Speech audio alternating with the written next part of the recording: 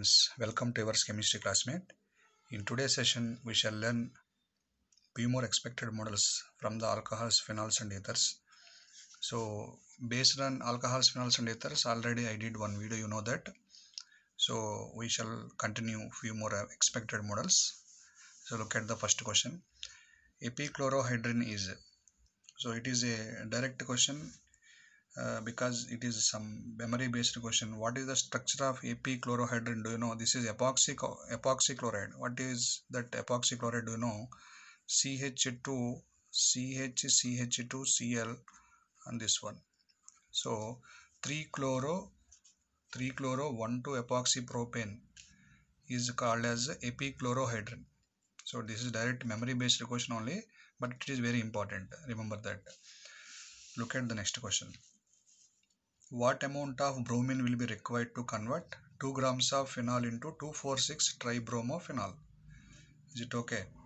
So in this question they merged the concept, that means mole concept versus alcohols, phenols and ethers. Observe carefully. So what amount of bromine?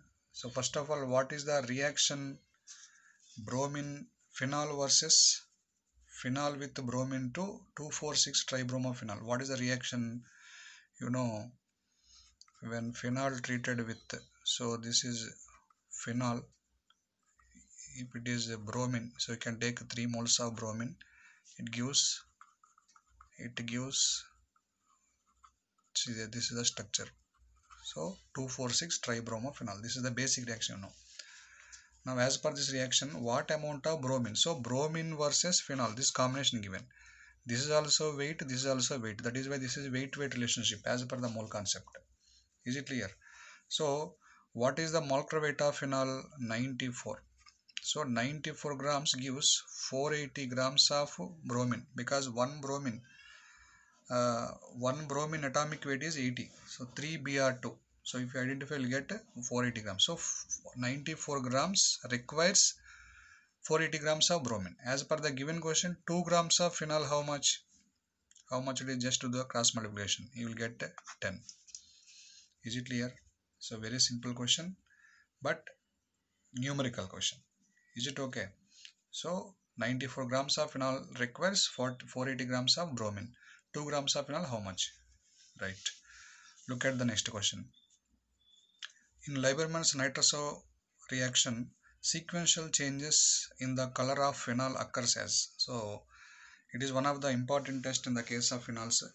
You know, Lieberman nitroso test. So if you take, so we shall write the reaction here. If you take the phenol, just imagine in a test tube you are taking the phenol and you are added some NaNO2, sodium nitrite, in the presence of some sulfuric acid, concentrated sulfuric acid, H2SO4. In the first step, what happened? Do you know? It converts to OH, and here it is N double bond O. But here some one more rearrangement takes place. That is, observe here, double bond O and NOH. Okay. After that, due to the addition of H2SO4, generally we can add some excess of water also here. So we can take that again here H2SO4 and it forms the structure like this, double bond O and NOH2 plus. Again water will be removed, automatically it forms the structure like this, double bond O and double bond N plus. Again treated with phenol, it forms phenol present as it is, and here it is N and it is forming as it is. Now this is indophenol, it is in red color. Again treated with some alkali, KOH. What happened? The same structure will form, but here you will get OK, and here N, it is present as it is. This is also called as indophenol only, but only changes in the color. Finally it is a deep blue color. It is a deep blue color. Is it okay? When phenol is treated, what is the basic statement? Do you know that? So enter reaction. When phenol reacts with NaNO2 and concentrated H2SO4, it provides a deep green or blue color which changes to red color on dilution with water. So concentrated substance in the presence of NaOH and KOH restores the original green or blue color. Initially it is red or green, red or brown, then it is converting into green, then finally it is a deep blue. Then what is our option? This one. So it is very simple question because it is the named reaction. So if you remember the named reaction, automatically you'll get the sequential order, you'll get the colors also. In this specialty you have to remember the colors also. Yes, is it clear? Is it clear? Right. Look at the next question. When wine is put in air, it becomes sour due to.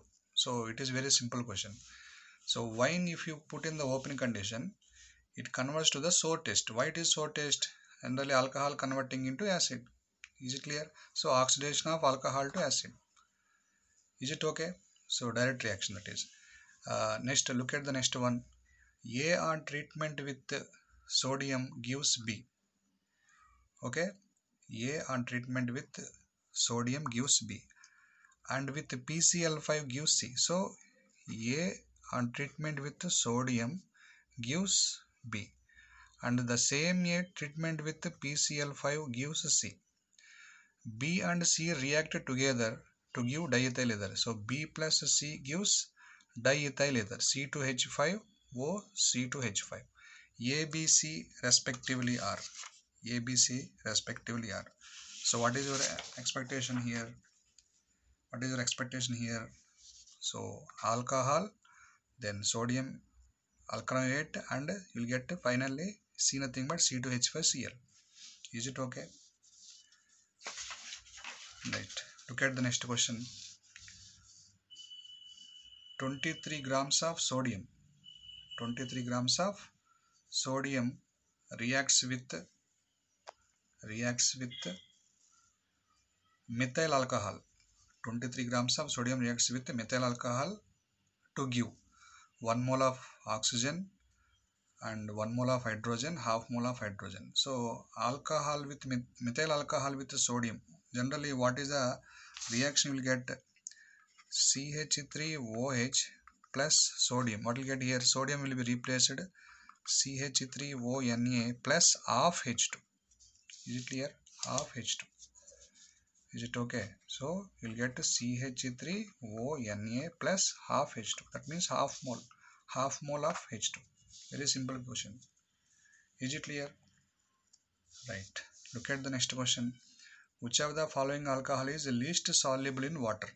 So how generally alcohols are soluble in water, you know. But which type of alcohols are least soluble in water? In which case alkyl group is increases. In which case alkyl group is more, that will be soluble less. Among all, which is the more alkyl group? This one. Is it clear? Right. Look at the next question. Which one of the following will most readily be dehydrated in acidic conditions?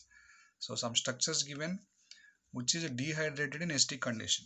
So which will be dehydrated? So generally among all, if you identify in which case you will get the greater conjugation, that case you will get the greater stability. In which case you will get the greater conjugation? See, in the case of A only, because so if you observe here, this is OH and this is O. In the presence of H plus, what happens? It abstracts the OH minus. That means it will be formed double bond here and O present as it is. So here you get more conjugation. So more conjugation, more stable automatically. So which is most readily formed? This one. So very simple explanation. Is it clear?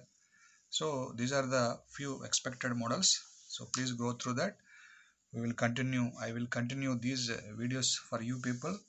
So do follow, keep continue the practice. So we will meet again in the next video lecture. Please share it and subscribe it. Thank you.